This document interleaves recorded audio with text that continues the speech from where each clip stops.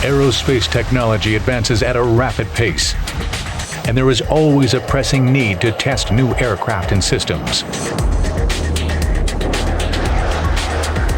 The most famous test center in the world is Edwards Air Force Base. There, an elite corps of pilots test the aircraft that will fight the wars of the future.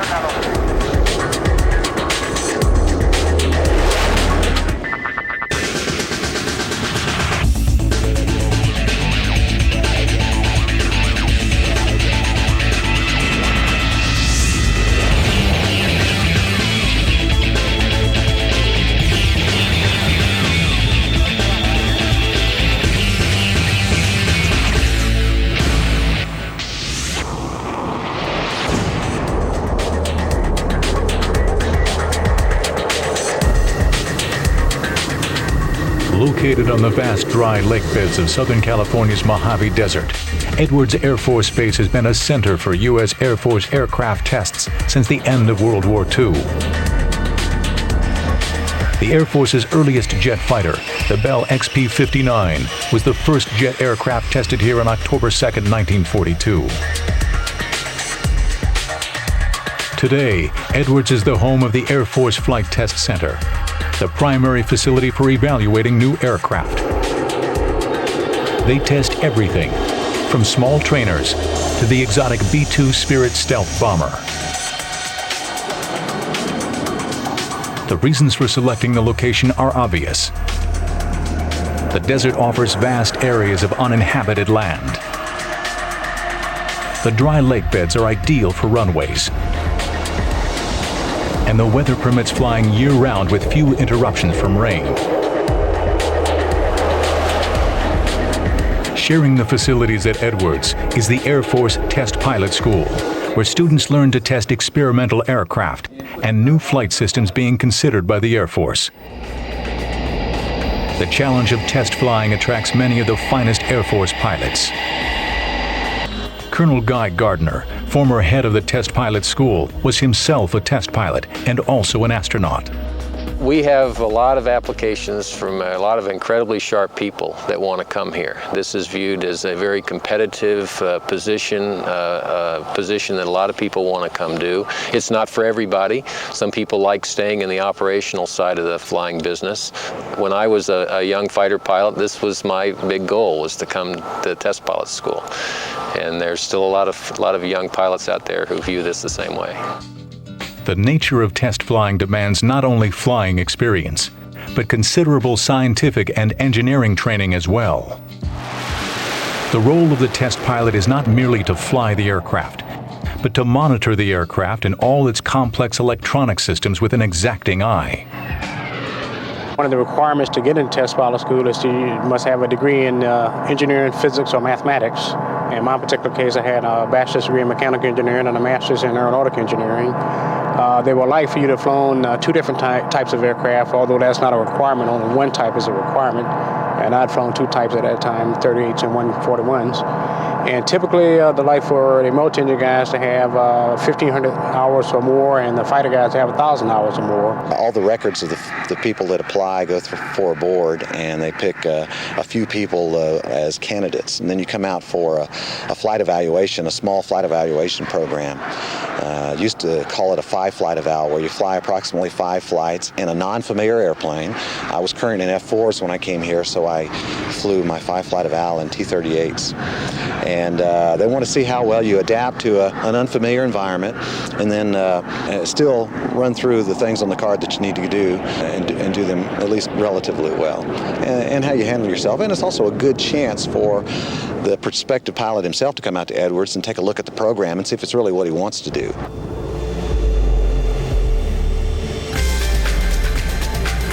The Air Force is very selective of its new test pilots, since there are only 25 slots available in each class. The test pilot course costs the Air Force almost $1 million per student. The demand for strong engineering and science backgrounds stems from the growing complexity of modern aircraft. In recent decades, the academic requirements have increased accordingly. As airplanes have become more and more complicated over the years, we need that higher background education. Some of the students that are going through here today, though, have a much stronger academic backgrounds than I went through, and some of the flight techniques that they're learning are much more complicated than what I learned many years ago. The new fly-by-wire aircraft technologies that we have require a much deeper understandings in the mathematics and the technology behind them in order to be a good evaluator of how they're doing. Once selected for test pilot school, the men and women in each class begin a rigorous one-year program. The program brings in pilots who are already familiar with operational flying, but who need to learn new piloting techniques important in test programs. The student test pilots are also taught aerodynamic theory to help prepare them to carry out their test flights. The pilots in the class include fighter pilots as well as pilots of heavy aircraft, such as bombers and transports. Besides the two categories of pilots, the class also contains flight engineers and navigators who will be responsible for other aspects of the test program. No matter what the background or specialty, the students face the same rigorous training standards. The day is divided up into two halves. The morning is flying and the afternoon is academics. So we have two flying periods in the morning. Now a student will probably fly a couple to 3 times a week. So otherwise his time that's free time when he's not flying in the morning. However, I'll explain free time in a second.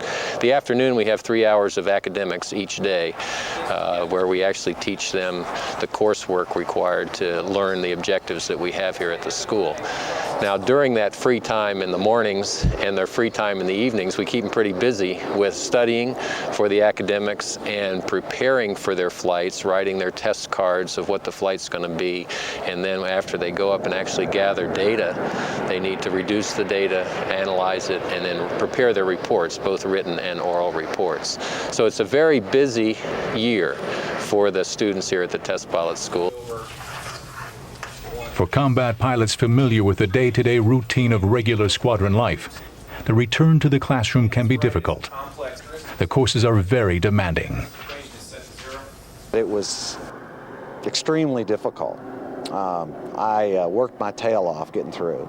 Academically, the flying itself was probably the best way to describe it. It's not quite as much fun as it used to be. Actually going out in a 4-ship, going to the range or going to the working area for air-to-air, that was a lot of fun. With these missions, the amount of work you put into it, planning them and all, you go up single ship, you run through what could be called as a little bit of mundane, it takes a different mindset. You have to really concentrate, and the rewards are totally different than they were in the operational field.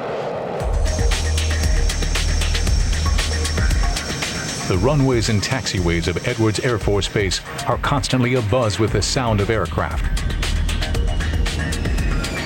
Throughout the morning, T-38 jet trainers take off, giving the test pilot candidates an opportunity to escape the classroom for a few hours. Sharing the runways are experimental and training aircraft from NASA's nearby Ames-Dryden Research Facility. The distinctive white and blue paint schemes of the NASA planes stand out from the military markings of Air Force aircraft. One sight that is especially familiar at Edwards is the unique orange and white paint scheme of the base's chase aircraft. Chase planes follow an aircraft that is being tested to monitor the progress of the flight. These aircraft are fitted with special instrumentation and camera pods to collect data during the course of the test.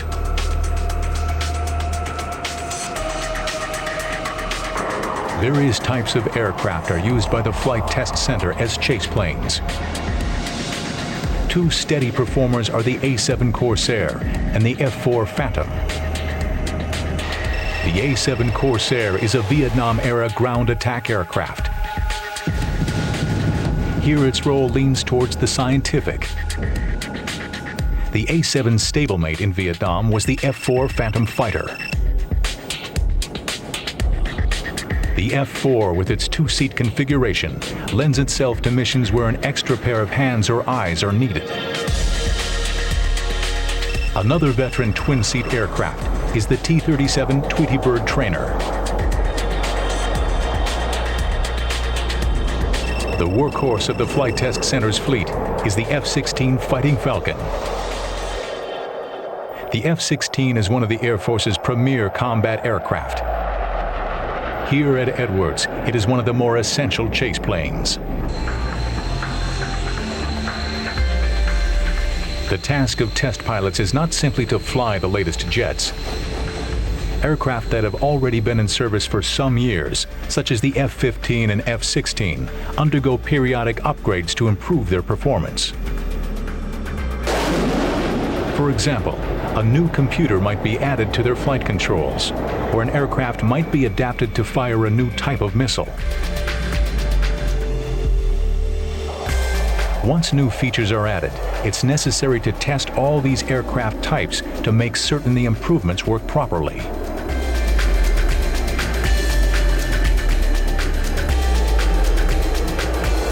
Fighters don't stay stagnant. As technology improves for the potential threat, then you need to counter their new technology with some new ideas of your own.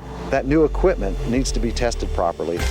Things that the F-15 and F-16 community could be testing at Edwards are not only new avionics, new radar units, or new software tapes to the radar units, but new weapons, and possibly some new flight control laws that might help the way the airplane handles. So the F-16 test force is one of our busiest test forces as far as number of sorties, number of hours per month. And that airplane's been around for quite a while, but there's so many new things that they're doing to it right now to make the airplane better for the line user.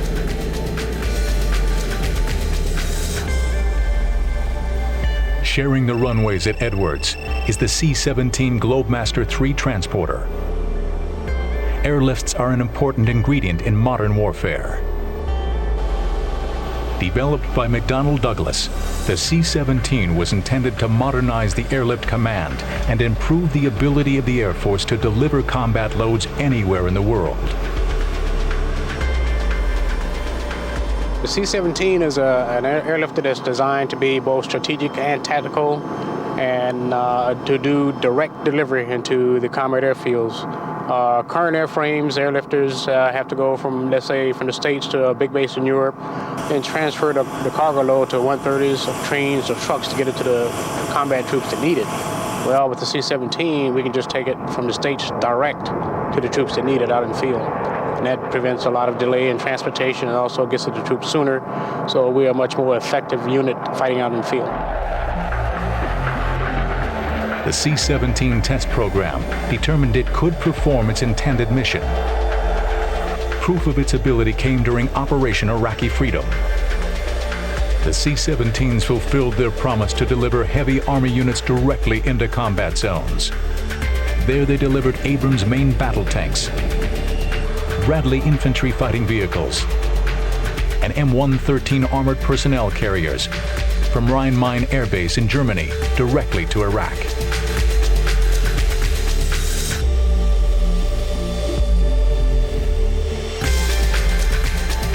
Air Force test pilots in multi-engine aircraft at times share the cockpit with civilian test pilots.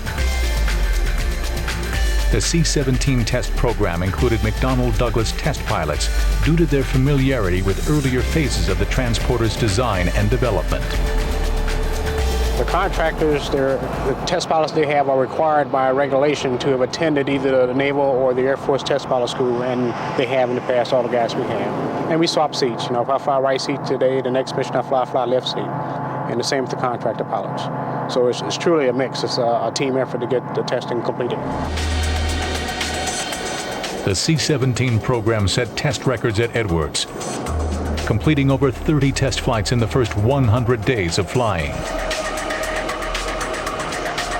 Computer-assisted aircraft design and flight simulation make aircraft testing a less dangerous and risky venture than it was at the dawn of the jet age. But at the same time, it has reshaped the requirements for test pilots, demanding a rare blend of piloting skill and engineering aptitude.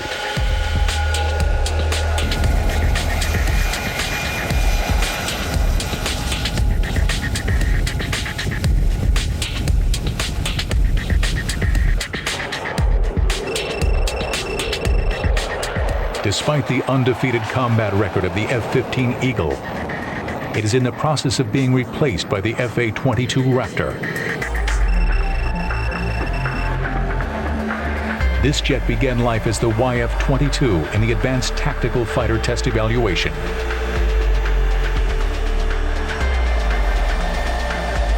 Starting in 1981, the ATF program was a competitive development effort, with two industrial teams designing separate aircraft, the YF-22 and YF-23.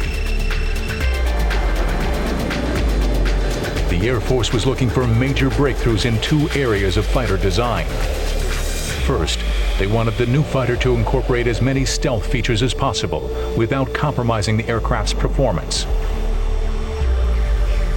Earlier stealth aircraft, such as the F-117A Nighthawk, were primarily ground attack aircraft, not intended for dogfighting. The stealth configurations on the F-117 are ill-suited to a fast, maneuverable fighter. So a new generation of stealth technology was needed. Stealth is intended to reduce the aircraft's visibility to enemy radar. This is critical in modern dogfighting, as radar is used to guide long-range missiles. By reducing radar visibility, the stealth fighter pilot can target and eliminate his opponent before being spotted. In pilot's lingo, stealth technology gives the fighter a first look, first kill advantage. The second major technological breakthrough was dubbed Super Cruise. To reach supersonic speeds, current fighters must use their afterburners. This boosts the power of their engines, but at the cost of higher fuel consumption. Super Cruise offers supersonic flight with lower engine power, called military power. The real benefit there in Super Cruise, the way I look at it, is probably twofold. It allows me to get from A to B faster with hopefully a reduced amount of fuel burn. But the biggest benefit, I think, is reducing my threat envelope while perhaps expanding the vulnerability envelope of potential enemies. If I'm in military power below, and not afterburner, my IR signature, infrared signature of the airplane is reduced. So that one factor would reduce some of my threat envelope.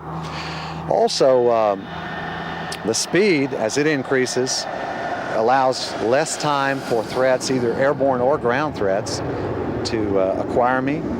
One thing that the F-22 is stressing is not only to be able to cruise supersonically, but also to perform there. If we need to brake turn or do a rapid pointing maneuver to aim at another airplane for some reason, I still have the ability to maneuver the airplane, roll the airplane, and build up some G on the airplane supersonically.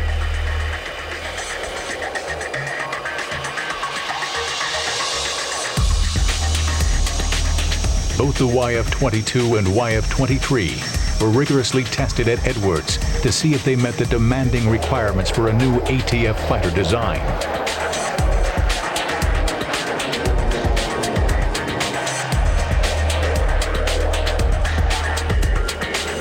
Though both designs satisfied these provisions, the YF-22 was ultimately selected as the winning contender for the Air Force's next fighter.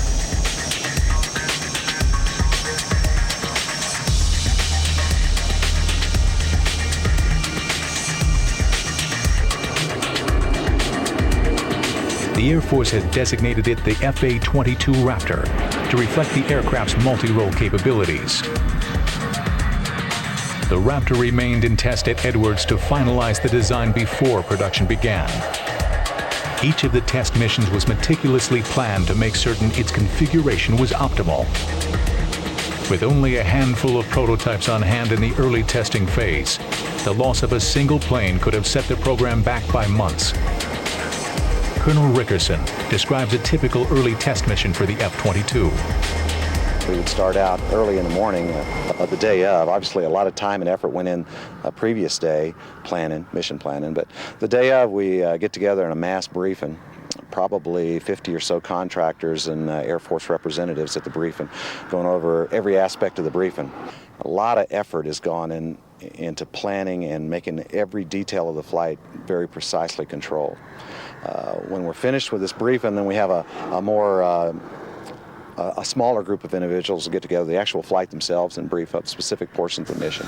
Run out to the airplane, crank up, and taxi, and the actual takeoff will normally be preceded by the chase airplane doing a takeoff.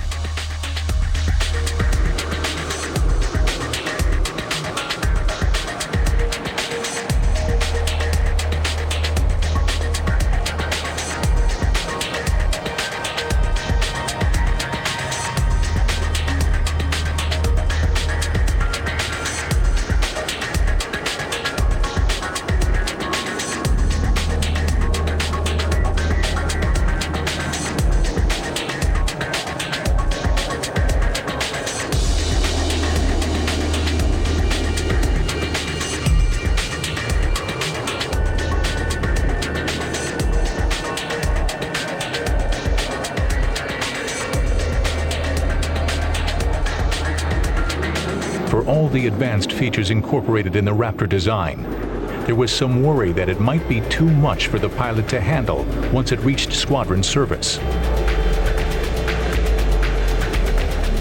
Test pilots not only have to determine whether a plane flies as intended, but whether the interface between man and machine succeeds.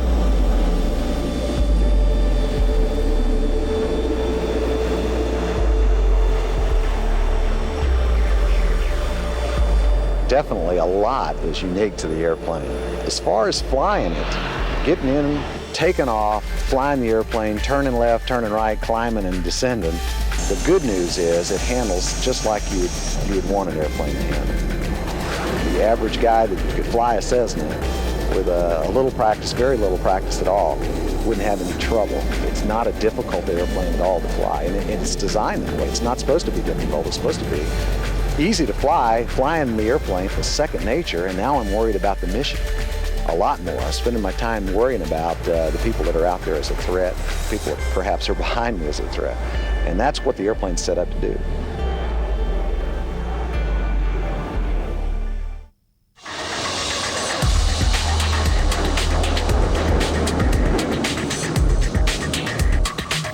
The popular image of the test pilot is of a brave adventurer, using his wits to fly dangerous and experimental aircraft on risky missions.